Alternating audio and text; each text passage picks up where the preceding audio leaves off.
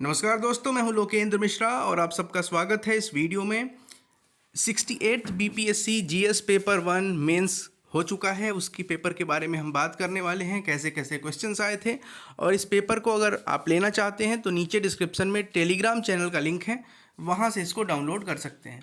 तो देखिए, जीएस 1 में अब आपको पता है कि पैटर्न चेंज हो चुका है बीपीएससी का पिछले साल से ही, तो क्वेश्चन नए तरीके से पूछे जा रहे हैं।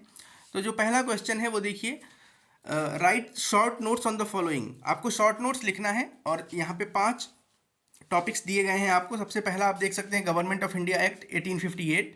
1857 की क्रांति के बाद से ये एक्ट आया था और इस एक्ट से काफ़ी सारे चेंजेस हुए थे। जैसे कि सबसे पहला चेंज ये हुआ था कि कंपनी का जो शासन है वो चला गया था क्राउन के पास, मतलब ताज का शासन। उसके बाद से आर्मी में भी रीस्ट्रक्चरिंग की गई थी, आपको पता होगा। गवर्नर जनरल का जो पोस्ट था उसका नाम बदल के वायसराय कर दिया गया था। तो ये सारी कुछ बेसिक चीज़ें थी जो हुई थी। बिरसा मुंडा आंदोलन पर एक प्रश्न है, 8 नंबर का ये भी है और शॉर्ट नोट आपको लिखना है बिरसा मुंडा आंदोलन पे। तीसरा है नील विद्रोह, इस पे आपको लिखना है। ये नील विद्रोह चंपारण वाला नहीं, बंगाल वाला नील विद्रोह। उसके बाद पटना कलम पेंटिंग पे लिखना है। और अगला जो प्रश्न था वो था development of caves in eastern India in ancient time. प्राचीन काल में पूर्वी भारत में गुफाओं का विकास, इसको गुहाओं का विकास भी बोलते हैं। तो ये था 7 नंबर का प्रश्न। दूसरा जो क्वेश्चन है वो देखिए आप, 38 नंबर वाले प्रश्न हैं और इसमें से कोई एक करना होता है, आपको पता है। तो प्रश्न था भारतीय राष्ट्रीय आंदोलन के उदय के कारकों की चर्चा कीजिए, इसने स्वतंत्रता संग्राम को किस प्रकार दिशा दी। या फिर आप दूसरा प्रश्न कर सकते हैं, ब्रिटिश शासन की विभिन्न योजनाओं के अंतर्गत बिहार में औपनिवेशिक तकनीकी शिक्षा के विकास की चर्चा कीजिए और इसका आलोचनात्मक विश्लेषण भी करना है। तीसरा प्रश्न है, प्राचीन काल में उत्तर भारत में हुए मंदिरों के विकास का विश्लेषण करना है और समाज और संस्कृति पर रविंद्रनाथ टैगोर के विचारों का वर्णन करना है। तो ये तो क्वेश्चंस वही हैं जो हर साल पूछे जाते थे, लगभग सिमिलर क्वेश्चंस हैं। छठा क्वेश्चन जो है वो आप देख सकते हैं, करंट अफेयर्स से जोड़ के international relation plus current affairs.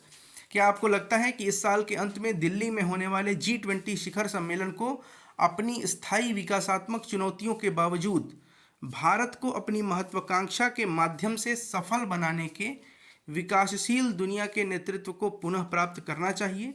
क्या आपको लगता है कि भारत को दक्षिण विश्व को आम लक्ष्यों की खोज में एकजुट करने में वास्तविक कठिनाई का सामना करना पड़ रहा है? अपना उत्तर ठोस तर्कों के साथ लिखिए। तो ग्लोबल नॉर्थ और ग्लोबल साउथ का जो कॉन्सेप्ट निकल के आया है उसके आधार पर इस प्रश्न को करना था और बताना था कि जो ग्लोबल साउथ है और जो ग्लोबल नॉर्थ, ये दो चीज़ें चल रही थी ना, तो उससे रिलेटेड आपको इसको देखना था कि भारत की का क्या महत्व है, भारत क्या कर सकता है। अगला प्रश्न है, सीरिया व तुर्की भूकंप आपदा सहायता में राष्ट्र संघ की पहुंच एवं संसाधन प्रबंधन भूमिका का मूल्यांकन कीजिए। ये था सेक्शन 2 खत्म हुआ। फिर सेक्शन 3 में आते हैं। सेक्शन 3 पढ़ने की ज़रूरत नहीं है, आप सबको पता है कि ये स्टेटिस्टिक्स के कुछ क्वेश्चंस होते हैं, सांख्यिकी से संबंधित कुछ क्वेश्चंस होते हैं। तो ये आप देख सकते हैं, ये पेपर था। ये देखिए, इसमें सेक्शन सेकंड की बात कर लेते हैं हम। सेक्शन सेकंड में क्या है, where was the 18th national scouts and guides jamboree organised, describe its objective. ये शॉर्ट आंसर वाले हैं। सेक्शन 2 में भी आपको शॉर्ट आंसर लिखने होते हैं। तो ये 8-8 नंबर के 3 प्रश्न हैं और 2 7-7 नंबर के प्रश्न हैं। जो दूसरा प्रश्न है वो है, राष्ट्रसंघ लोक प्रशासन नेटवर्क के शांति व सुदृढ़ संस्थाओं के प्रबंधन में के सतत विकास उद्देश्य 16 की शासनादेश का उल्लेख कीजिए, सस्टेनेबल डेवलपमेंट गोल 16। देखिए, कुछ क्वेश्चंस जो हैं वो काफ़ी अच्छे क्वेश्चन, जैसे इसको भी हम अच्छा क्वेश्चन मान के चलेंगे। ये बढ़िया क्वेश्चन है, इसको लिखने में जिसने डीपली पढ़ा होगा वही लिख पाएगा। केवल कुछ क्वेश्चंस को रट लेने से बीपीएससी में काम नहीं हो सकता है। अब काम तो होगा मगर वो काम नहीं होगा जो आप सोच रहे होंगे।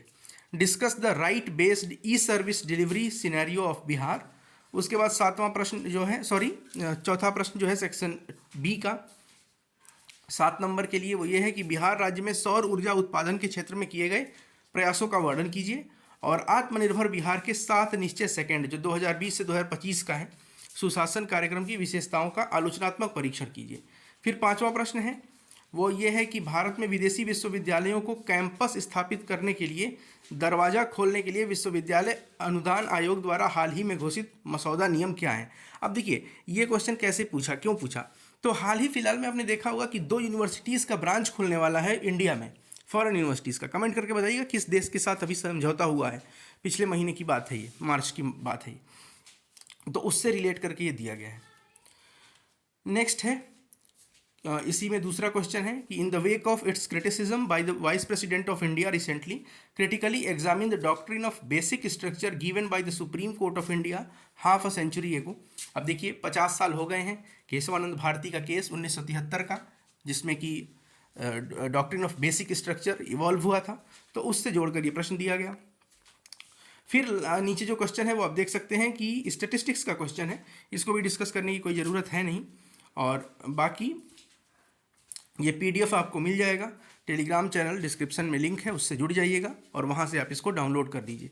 क्वेश्चन का लेवल बहुत अच्छा है और कुछ क्वेश्चन जो हैं जैसे रविंद्रनाथ टैगोर जी वाला जो प्रश्न है एक, और मुंडा आंदोलन है, नील विद्रोह है, पटना कलम पेंटिंग है, ये सब ऑब्वियस क्वेश्चन है जो बिहार पीसीएस में पूछता ही है। मगर कुछ प्रश्न जैसे G20 वाला, जैसे कि जो यूनिवर्सिटी खोलने वाला प्रश्न था उसका जो प्रारूप है, ये कुछ क्वेश्चंस ऐसे हैं जो कि अच्छे एनालिटिकल क्वेश्चंस हैं और इसके लिए आपको उस चीज़ की पूरी जानकारी होनी चाहिए। हालांकि ऑप्शंस भी हैं तो ऑप्शन वाले क्वेश्चन भी किया जा सकता था। Thank you so much.